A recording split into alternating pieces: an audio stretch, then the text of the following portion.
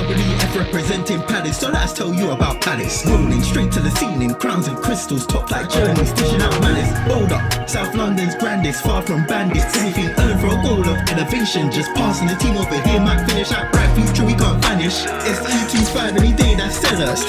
Rev up the engines, no more reverse reactions, fan cams, bands on stream. Share up the team, support the dream team when Eagles fly, make noise and scheme. Dare to dream or dream to dare, taking a step to become supreme.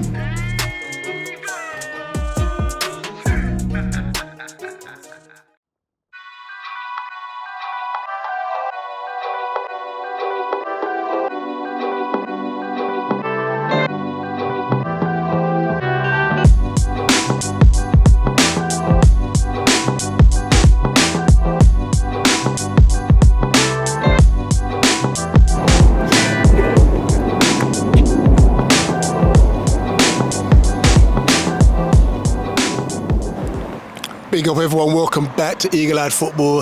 A match preview with a bit of a difference. We're here outside Sellers Park in preparation for our Community Shield game this Sunday.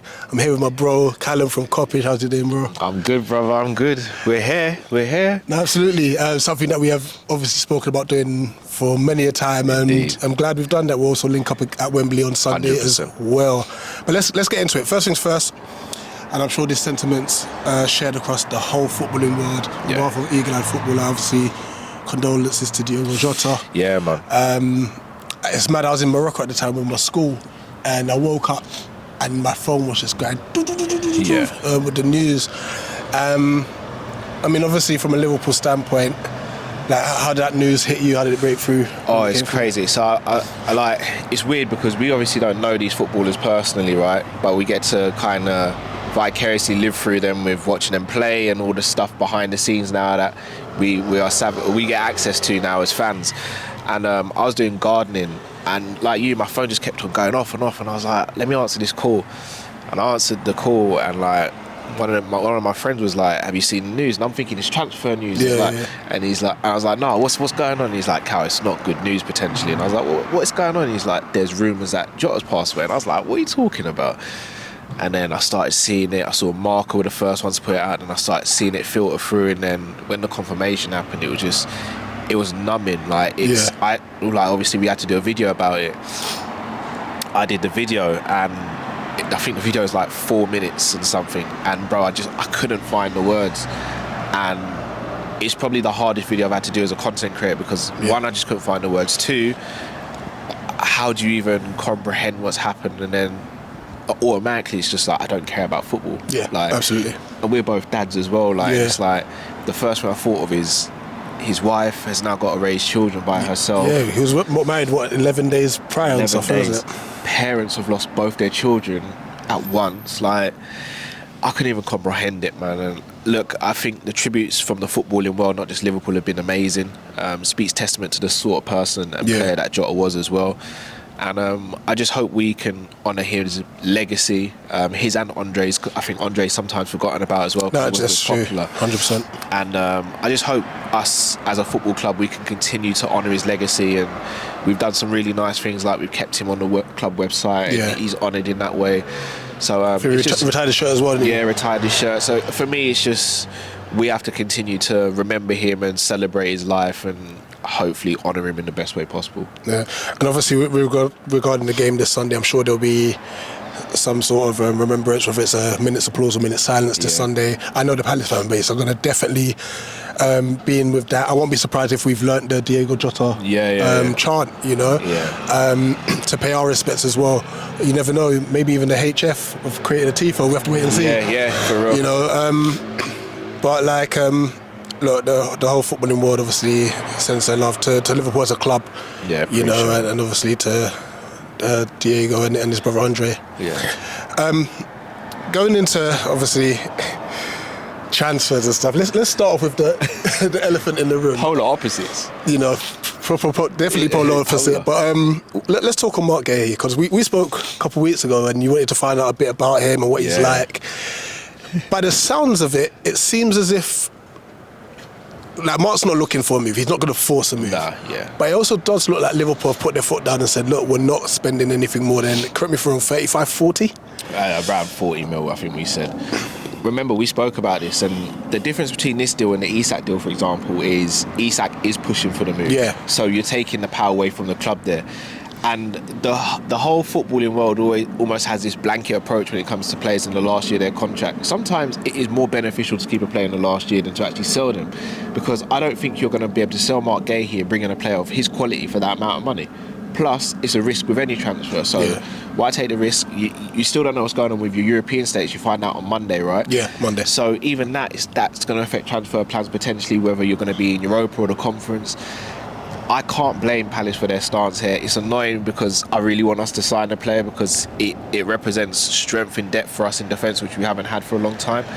But I don't expect to buy the player now. I think we may try again maybe in January. If not, we'll try and entice him on a free. But him going into the free market, it's not going to be cut and dry for us either, because he will have so many offers on the table, especially if he has a good season this season again.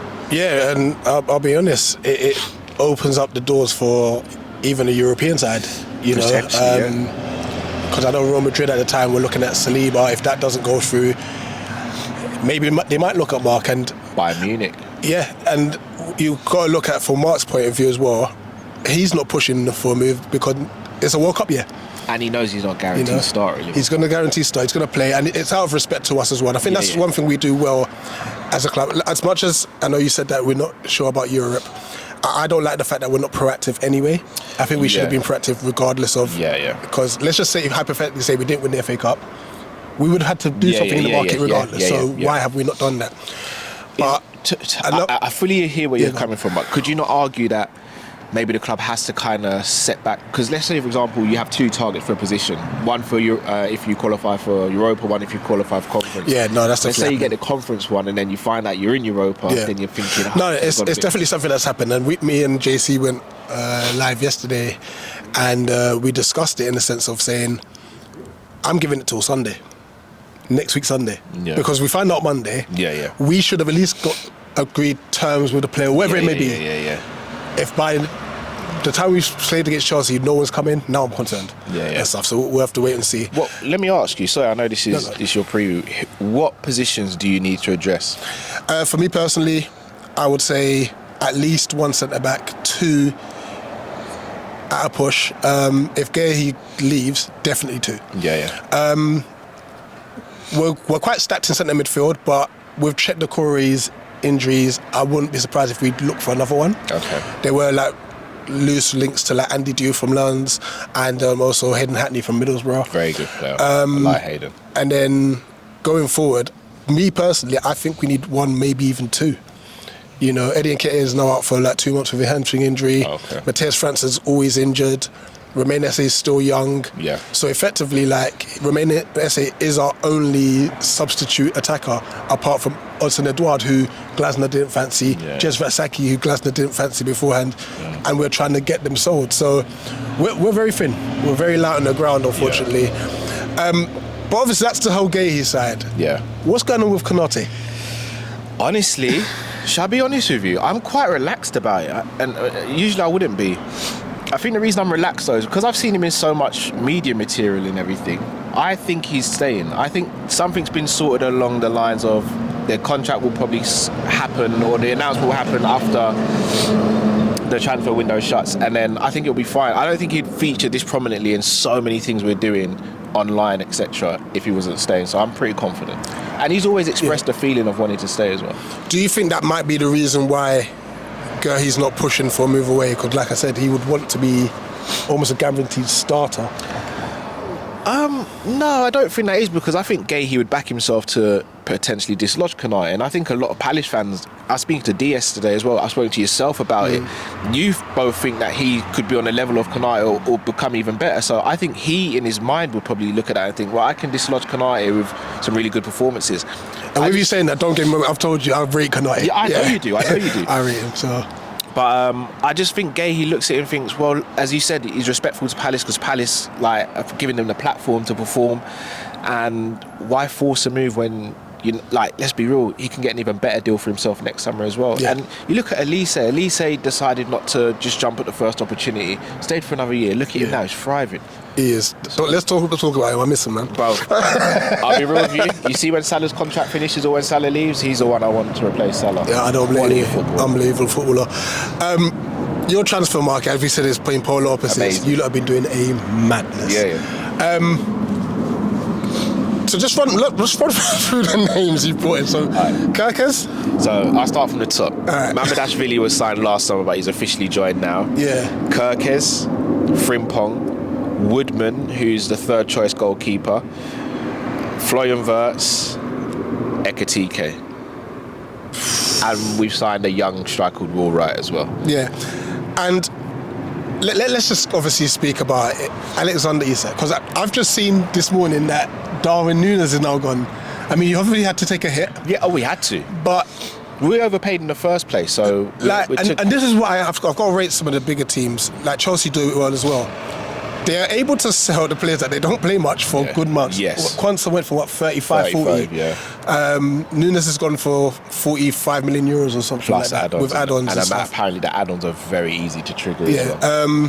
Harvey Elliott would most likely gone. Look, as a Palace fan, with the amount of targets that we're losing out on, maybe Harvey Elliott might be the one that we have to go for. Well, I'm surprised maybe you haven't looked at him so far. Harvey Elliott's a good player. He's one I'd want to keep, but I don't think it's going to happen.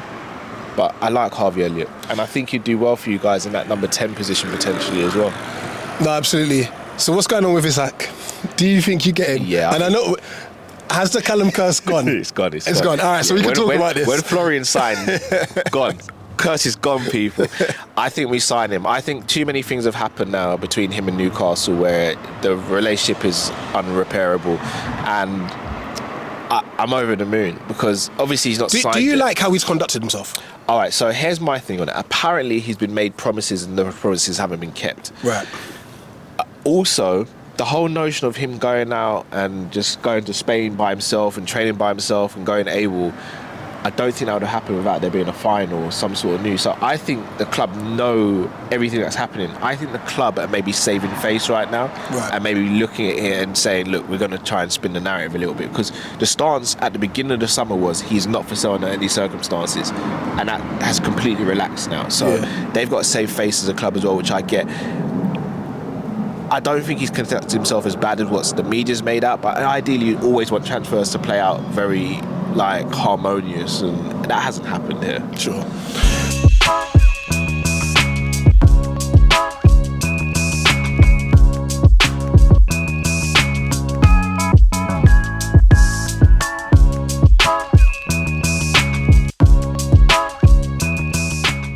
Moving on, your expectations for the season. So I'm going to ask you this first. What's your expectations for the season if you don't sign Isak? Okay. And then if you do sign him? I just want to know if it differs. Yeah, it does. So if we don't sign Isak, I still would expect us to win the Premier League and go far in the Champions League. Domestic cups they're tricky to predict, but you know me, bro. I want to win everything. Yeah. If we sign Isak, I'd definitely expect to win the league, and I'd expect to get to the final of the Champions League and one domestic trophy as well. And I mean, there's been a lot of hype about youngster Rio. I can't pronounce it. Rio Gamoa. All right. Do you think he features prominently in the first team this season, or they're gonna take their time with him? Like in the whole Arsenal side of things, they're talking about Max Dowman as it stands. Yeah. So like, what's Liverpool starts with Rio? We have to be really careful. It's so weird because remember back in, I say our days, because we're slightly older than the sort of quote-unquote new generation of content creators.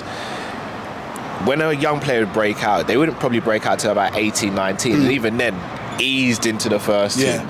Now, the moment you have one or two good performances, everyone's like, oh, you need to start. Look, Rio is a supremely talented footballer, but the expectations at Liverpool to succeed are so high. He could have one bad game and the whole fan base could be like, he's not good enough. Sure. And that's what I don't like about Russian young players, because mentality-wise as well, they're going to be fragile at that age. I remember when I was 16, 17, I was mentally fragile compared to what I am now. So they need to just build up physically, but also mentally to the strain of what daily life is as a footballer. He's now starting to realise what real fame is at the age of 16, 17, which is probably mind-blowing to him. Like little things that he could probably do a year ago, where he could probably go down to a local park and have a kickabout. He won't be able to do that now. Yeah. So all those things have to be taken into consideration. And look, I think he'll be a superstar, but I just want it to be eased in for him. I don't want him rushed. So we'll see.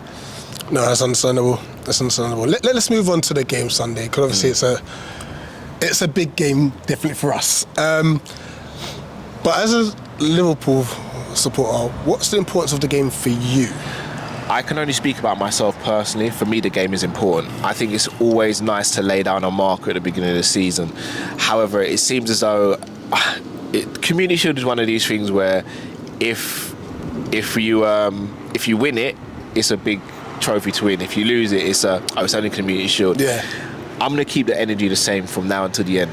I want to win the Community Shield, bro. I'm a shameless Liverpool fan. I will celebrate the Community Shield. I'm not going to ask for a parade, but I'm going to celebrate it.